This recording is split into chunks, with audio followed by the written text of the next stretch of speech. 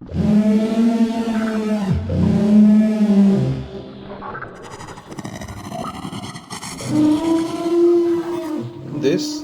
is a dragon head made with a PLA plastic material in my 3D printer, and I am going to transform it as a real one.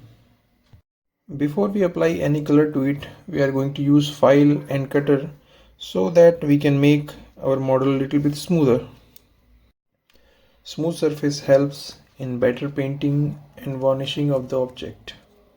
Be careful with the weak parts while cleaning with the file or other equipments. Just a little bit of more cleaning and here we are done. These are the acrylic colors I am going to use in my model. I am going to paint its head with the black color, horns and teeth with the white color, and eyes with red color. The painting part is not as much tough as it looks. After few successful trials, you will be good at it. So the black color painting is done. It's time for its jaw and inner side of mouth.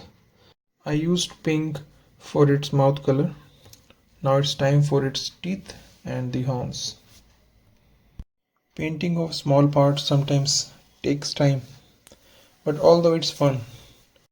At first I thought it would look like dragons of Game of Thrones, but after painting it, it becomes something else. Still it is looking quite good. Now it's time to color its eyes. The red color suits much better than any other color because the head is black color. Now our dragon's painting is almost done. Now it's time to make it little bit shinier and smooth surface so that you can't even find the lines as it is seen here. So I just used a thick shinier material which is called the varnish. You can find it in your local store. This material is transparent as well as little bit sticky.